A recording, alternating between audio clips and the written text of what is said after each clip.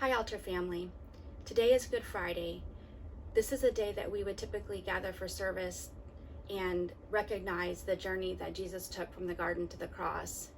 It's typically a somber service because we want to take time to reflect on what he endured for us by being crucified on the cross. We often say that it's important to stop at the cross on Friday before celebrating the resurrection on Sunday. But today, perhaps it is even more somber because we can't be together. So we wanted to provide you with an opportunity to take your own journey to the cross. I've spoken with a number of people during this time of isolation, and most of the people indicate that they're doing pretty well considering the circumstances, and they seem to have somewhat of a good frame of mind, but there's this sense that they're managing, that they're doing okay, but there's this sort of dis-ease that's an undercurrent to what they've been feeling, and it's typically been hard to name. It's been hard to describe exactly what that is, and it's similar, in fact, to how I've been feeling as well. I read an article recently from the Harvard Business Review, and it was an interview that was done of David Kessler, who was one of the world's foremost experts on grief. He said this dis-ease is a collective grief that we're all feeling, and it's helpful to give it a name and identify what it is that we are grieving. Some of the things that we are experiencing is that the world has suddenly changed. There are so many ways that we don't know that life will be different from now on. There's a loss of normalcy. There's loss of connection. There's loss of a sense of safety. There's loss of a freedom to simply live life and go places. There's fear of an economic toll and loss of income or the ability to manage our finances and provide for our families. And everything just seems harder now. Kessler says it's important to name what we're feeling. When we name it, it gives it the ability to move through us and not just get stuck. I was watching a popular fire drama the other day, and one of the patients that they were treating ended up with a condition called compartment syndrome. Compartment syndrome is an increased pressure that happens in a certain part of the body when it has been traumatized by a crush injury or by being trapped in some way, stuck and compressed. And the way that you treat that is to cut it open and let all the fluid out to relieve the pressure. And it's a time-sensitive situation because if you don't deal with it timely, there can be a loss of muscle, a loss of the nerve function, and in some cases, if you wait too long, it could result in loss of a limb and even loss of life. And so this, to me, characterizes what happens to us if we don't release the pain that we're feeling. It can become this pressure inside of us that can cause us to shut down or be hard to get along with, or it comes out in other ways that is harmful to us. And so it's important for us to process what we're feeling. But so often what is most natural for us is to deny what we're feeling, or to ignore that we're feeling, or perhaps what I tend to do often is invalidate them.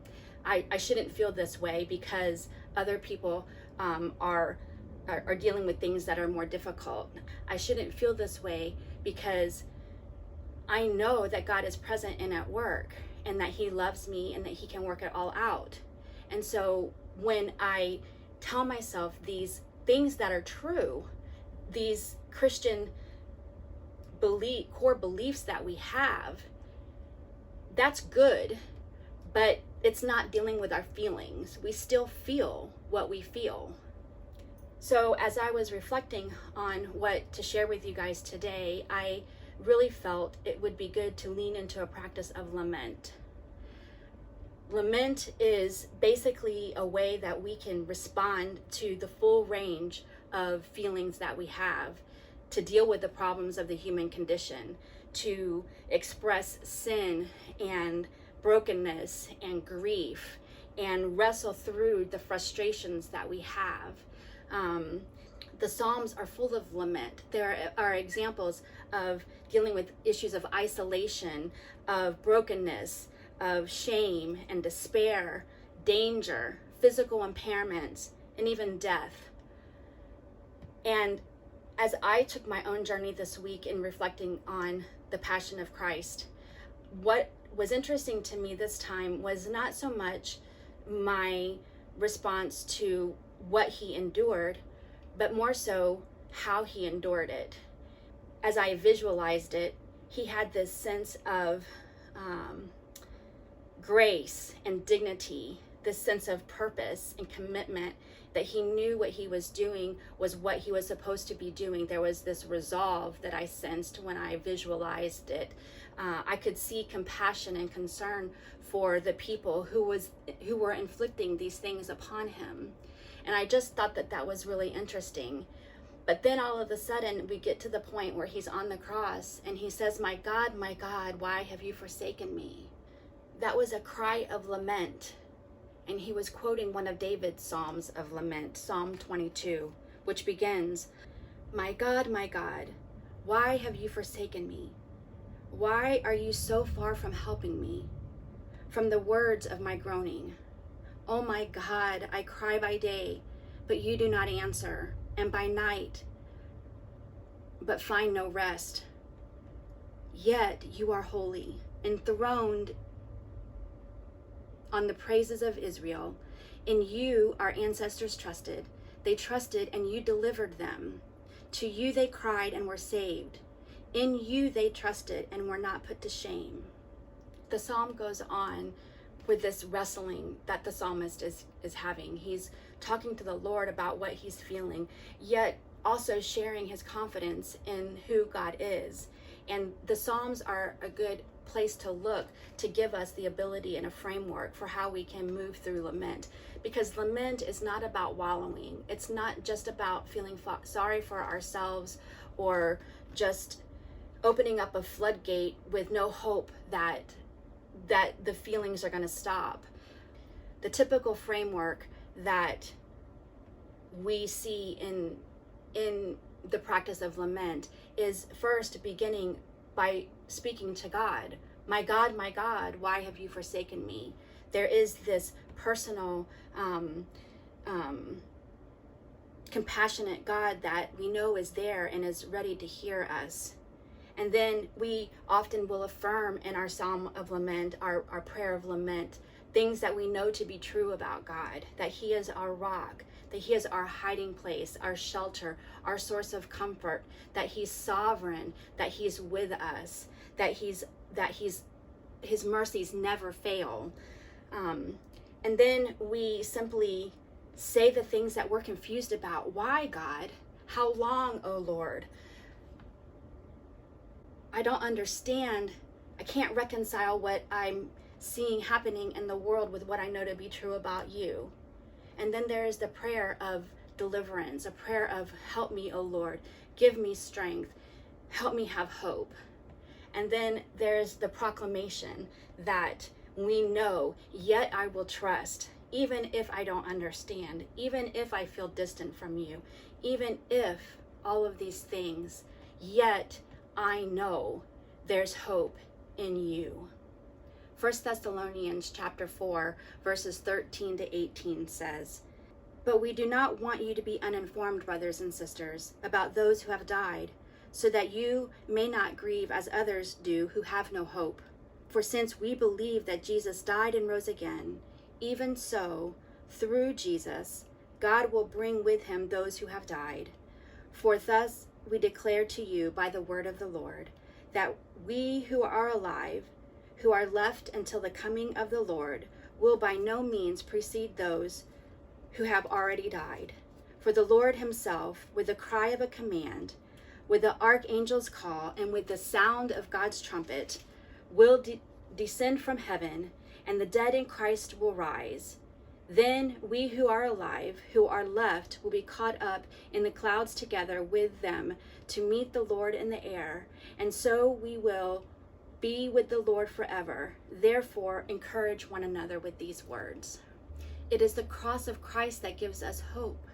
And so today, we want to give you an opportunity to reflect on the cross. We want to give you an opportunity to give word, to name the feelings that you're feeling, the places where you may be struggling, to allow yourself an opportunity to grieve, to feel the things that you feel, and to let God meet you there in that place. Okay, so you see that I have now changed the camera view to my desktop, and that is because I want to do a demonstration of the next part of the practice. And so to start off, you want to begin by gathering a few supplies, and what you're going to need are some sticks from your yard, or from a walk that you took, or if you wanted to get some popsicle sticks, or some whatever you might have around your house, chopsticks, I don't know, skewers, whatever it may be that you have. And then you'll want to gather some kind of yarn or twine or string or thread, ribbon, dental floss would work, I've seen. And what we're going to do is we're going to make a cross. But before starting the project of making the cross, I would like to encourage you to take some time, perhaps to read through one of the gospel versions of Jesus's Passion, and just take some time to reflect on what Christ did for us and the journey that he took, and take time to notice what that stirs up in you. And then as you come to make your cross, there's different ways that you can do it. And I have a couple of examples here. I made this cross. It's kind of bigger. And then, but you can also take some sticks and tie them together in little bundles and make a cross that looks something like this. It's kind of hard to see with the camera not being as far away. But anyway, so you can get the idea of there's different options, and you can make them with big sticks or small sticks, whatever works best for you. And so, and you can do this with your children, or you can do this individually, however you feel led to do it. The point is just to take the time to be with the Lord. And so when you're ready to begin to make your cross, what I would like for you to do is, first of all, you'll need to take a string and leave a tail out a bit, because you'll need a way to kind of tie it off at the end. So kind of leave that tail out there. And then what you'll do is you're just going to kind of wrap the string around, whoops, I let go of my tail. What you want to do is take the string and wrap it around like this diagonally a couple of times. If I could have more hands, it would be helpful. So if you're doing this with somebody, it might be a little easier, because then they can hold the sticks.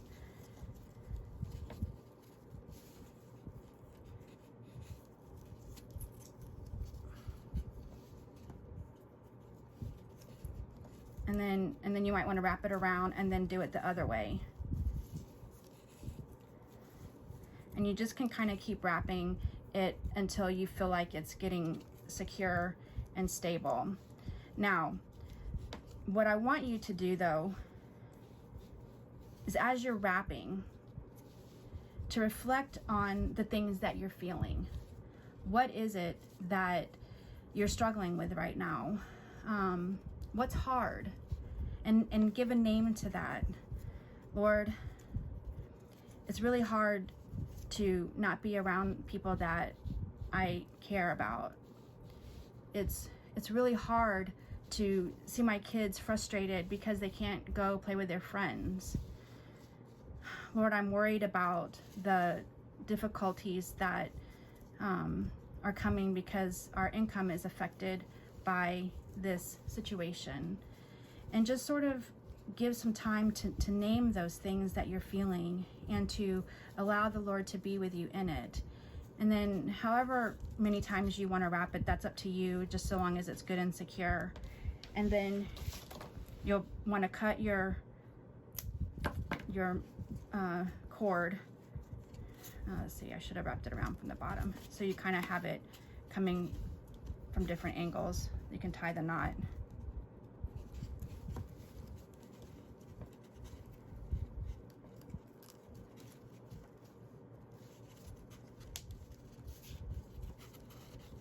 And then you just basically, I didn't leave it quite enough room on mine, but you get the idea. You can just tie the knot there, and then maybe take a dollop of glue and put on there to secure it. And then, so you kind of will have this super rugged looking cross that you've made. And so that's where we'll leave it for now. And just maybe continue to spend some time in prayer and meditation. But then, you know, on Sunday, we've always had a practice of adorning the cross. And that's always been such a wonderful time to take something that's plain or ugly, or and to turn it into something beautiful. And so, since we're not going to be together to be able to do that, what would be a fun thing to do is to take some time on Easter Sunday with your family and decorate your cross. And there's so many different ways you can do that. You can, if you happen to have some kind of beads or things of that nature that you could tie onto a string and wrap around it. If you have some colorful yarn, let's say like this is yarn, for example, you could just take the yarn and wrap it around and around and around it so that it's all covered with the pretty yarn. You could do that and stick some faux flowers or leaves or things like that in there. You could use other colorful ribbons or gift wrapping ribbon to decorate it. You could take some Sharpies and color it. If you have any kind of paint at home, you could use some paint. But these are all different ways that we can turn our ugly cross.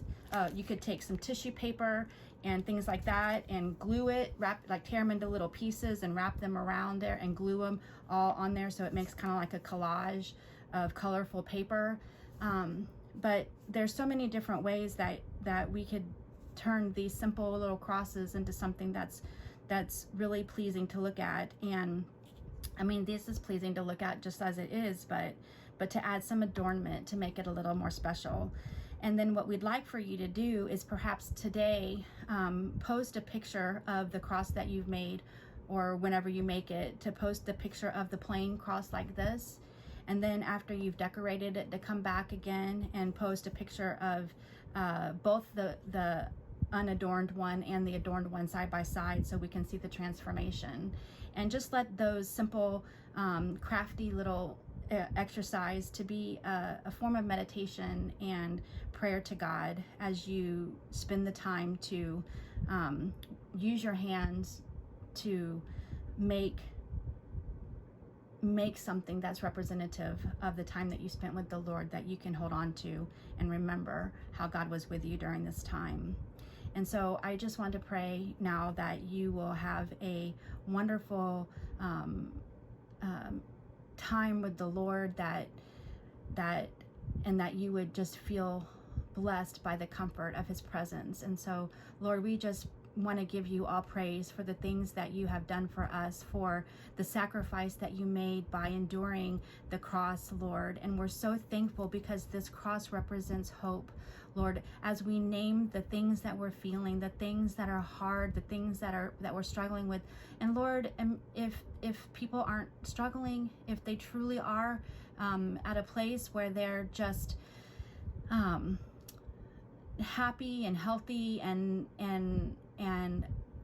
content with how you're working in their life, Lord, that's okay too. They can name those things, Lord. But I really wanted to give people an opportunity to sit in some to sit with you and allow you to bring to mind some of the things that are harder to experience, that are harder to feel, and to give an outlet for that, Lord. And as they wrap those things on the cross, and as they tie them to you, to this instrument of hope that we have, Lord, that they would be encouraged, and that they would feel your presence meeting them there, and that they would be able to release that into your care and into your hands, and know that you are with them, and that you will continue to be at work in their life, and that they can just rest in you, Lord. And so we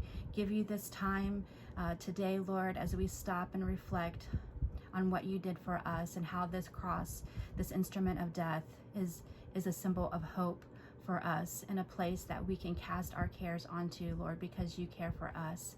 And that's why you died for us, is so that we would have access to you, so that we could be with you and come to you with the things that we're dealing with. And we know that Easter's coming, Lord, and we look forward to celebrating your resurrection and the victory that came because you defeated death.